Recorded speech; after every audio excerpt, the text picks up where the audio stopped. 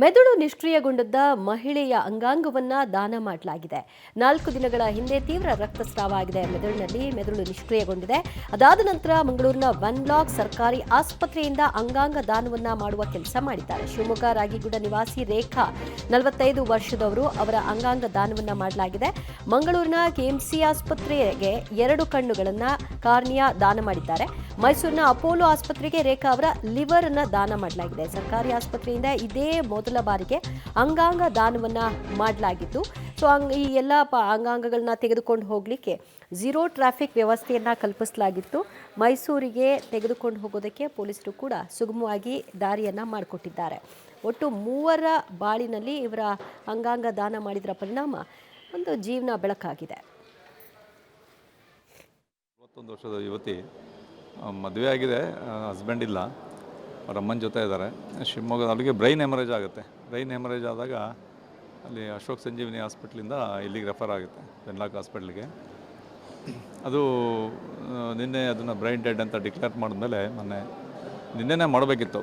ಸ್ವಲ್ಪ ಜ್ವರ ಎಲ್ಲ ಬಂತು ಅಂತ ಹೇಳಿ ಇವತ್ತಿಗೆ ಪೋಸ್ಟ್ಪೋನ್ ಆಯಿತು. ಜೀವ ನಿಲ್ಲಲ್ಲ ಅನ್ನೋದೊಂದು ಗೊತ್ತಾಗಿದೆ. ಅವ್ರು ಹೋಗ್ತಾರೆ ಅಂತೇಳಿ ಇದಾಗಿದೆ.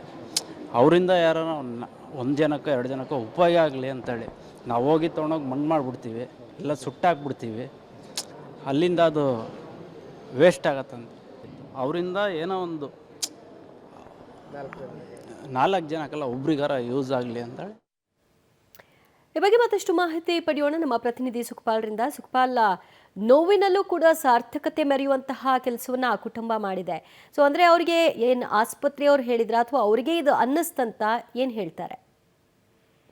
ಈ ಮೃತ ಆಗಿರುವಂತ ರೇಖಾ ಅವರ ಮನೆಯವರು ಈ ಒಂದು ನಿರ್ಧಾರಕ್ಕೆ ಬಂದಿದ್ದಾರೆ. ಅಂದ್ರೆ ಅವರಿಗೆ ಕಳೆದ ಕೆಲ ದಿನಗಳ ಹಿಂದೆ ಮೆದುಳಿನ ರಕ್ತಸ್ರಾವಾಗಿ ಬ್ರೈನ್ ಡೆಡ್ ಆಗಿತ್ತು. ಹಾಗಾಗಿ ಮಂಗಳೂರಿನ ವೆನ್ಲಾಕ್ ಸರ್ಕಾರಿ ಆಸ್ಪತ್ರೆಯಲ್ಲಿ 4 ದಿನಗಳ ಹಿಂದೆ ಅವರು ದಾಖಲಾಗಿದ್ರು. ಹಾಗಾಗಿ ಅವರು ಇನ್ನು ಮೃತಪಡ್ತಾರೆ ಅನ್ನುವಂಥದ್ದು ಕನ್ಫರ್ಮ್ ಆಗಿರುವಂತ ಹಿನ್ನೆಲೆಯಲ್ಲಿ ರೇಖಾ ಕುಟುಂಬಸ್ಥರು ಅಂಗಾಂಗ ದಾನ ಮಾಡ್ಲಿಕ್ಕೆ ನಿರ್ಧಾರವನ್ನ ಮಾಡಿದ್ದಾರೆ. ಹಾಗಾಗಿ ಸರ್ಕಾರಿ ಆಸ್ಪತ್ರೆಯಲ್ಲಿ, ದಕ್ಷಿಣ ಕನ್ನಡ ಜಿಲ್ಲೆ ಸರ್ಕಾರಿ ಆಸ್ಪತ್ರೆಯಲ್ಲಿ ಇದೇ ಮೊದಲ ಬಾರಿಗೆ ಈ ರೀತಿಯಾದಂತಹ ಅಂಗಾಂಗ ದಾನ ಪ್ರಕ್ರಿಯೆ ಆಗಿರುವಂತದ್ದು. ಹಾಗಾಗಿ ಅವರ ಲಿವರ್ ಅನ್ನ ಮೈಸೂರಿನ ಅಪೋಲೋ ಆಸ್ಪತ್ರೆಗೆ ರವಾನಿಸಲಾಗಿದೆ. ಝೀರೋ ಟ್ರಾಫಿಕ್ ನ ಮೂಲಕ ಮಂಗಳೂರಿನಿಂದ ಅವರನ್ನ ಝೀರೋ ಟ್ರಾಫಿಕ್ ಮೂಲಕ ಕಳಿಸಿಕೊಡ್ಲಾಗಿದೆ ಅದರ ಅಂಗಾಂಗಗಳನ್ನ. ಜೊತೆಗೆ 2 ಕಣ್ಣುಗಳ ಕರ್ನಿಯವನ್ನ ಮಂಗಳೂರಿನ ಕೆಎಂಸಿ ಆಸ್ಪತ್ರೆಗೆ ದಾನ ಮಾಡಲಾಗಿದೆ. ಹಾಗಾಗಿ ಮೃತಪಟ್ಟ ನಂತರವೂ ರೇಖಾ ಅವರು 3 ಕುಟುಂಬಗಳಿಗೆ ಬೆಳಕಾಗಿದ್ದಾರೆ. ಅವರ 3 ಜನರಿಗೂ ಅವರ ಅಂಗಾಂಗವನ್ನ ದಾನ ಮಾಡಲಾಗಿರುವಂತದ್ದು. ದಿವ್ಯಾ, ಥ್ಯಾಂಕ್ ಯು ಸುಖಪಾಲ್, ನಿಮ್ಮೆಲ್ಲ ಮಾಹಿತಿಗೆ.